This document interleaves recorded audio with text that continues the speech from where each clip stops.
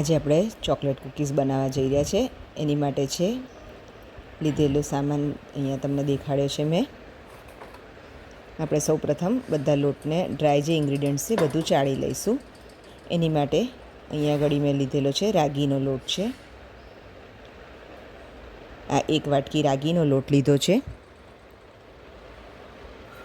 અને 1 બાઉલ છે ઘઉંનો લોટ છે. આ ખૂબ જ હેલ્ધી બને છે, એટલા માટે મેં અહીંયા આગળ રાગીનો લોટ લીધો છે કે મેદો નથી લીધો.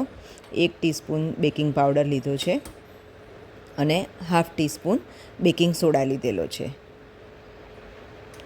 અને દળેલી ખાંડ છે 1 બાઉલ. આ બધા ઇન્ગ્રીડિયન્ટ્સ આપણે એક વખતે એને સરસ રીતે ચાળી લઈશું ચાળણીની મદદથી, કે જેથી કરીને અંદર ગાંઠો હોય કે ગઠ્ઠા હોય તો બધું એકદમ ઇવનલી થઈ જાય. એના માટે આ અહીંયા આગળ 2 ટેબલસ્પૂન કોકો પાવડર લીધો છે. આપણે ચોકલેટ કૂકીઝ બનાવવા જઈ રહ્યા છે એટલે મેં 2 ટેબલસ્પૂન કોકો પાવડર લીધો છે. બધું ચડાઈને રેડી થઈ જાય પછી આપણે એમાં 4-5 ટીપા વેનીલા એસેન્સ એડ કરીશું અને આ બધા ઇન્ગ્રીડિયન્ટ્સ મિક્સ કરી અને આપણે આ હોમમેડ બટર છે તે અંદર એડ કરવાનું છે.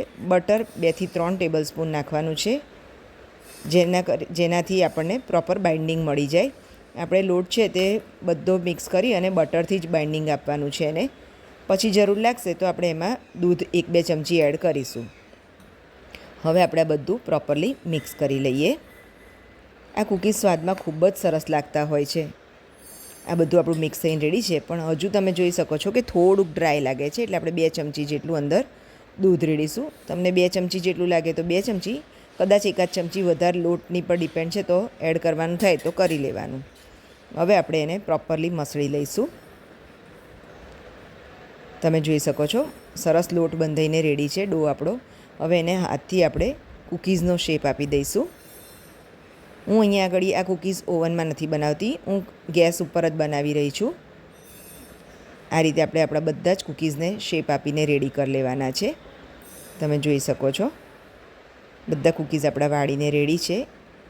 અહીંયા આગળ મેં પ્રીહીટ કરીને કઢાઈ રેડી કરી હતી, એમાં બધા કૂકીઝ મૂકી દઈશું, આપણે ગોઠવી લઈશું.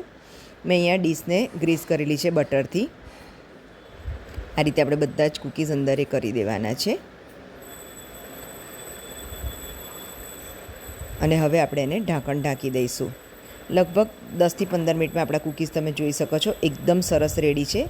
અને આ રીતે અંદર આપણે ટૂથપીક એ કરીએ તો આપણી એકદમ ક્લીન આવે છે. એના પરથી આપણને ખ્યાલ આવે કે આપણા કૂકીઝ એકદમ રેડી છે. આ જ રીતે આપણે બાકીના બીજા કૂકીઝ પણ વાળી અને મૂકી દઈએ છીએ બનાવવા માટે. તમે જોઈ શકો છો મિત્રો આપણા કૂકીઝ રેડી છે, જે સ્વાદમાં ખૂબ જ સરસ લાગે છે અને એકદમ ટેસ્ટી હોય છે અને હેલ્ધી પણ, કે મેદા વગર બનાવવામાં આવ્યા છે.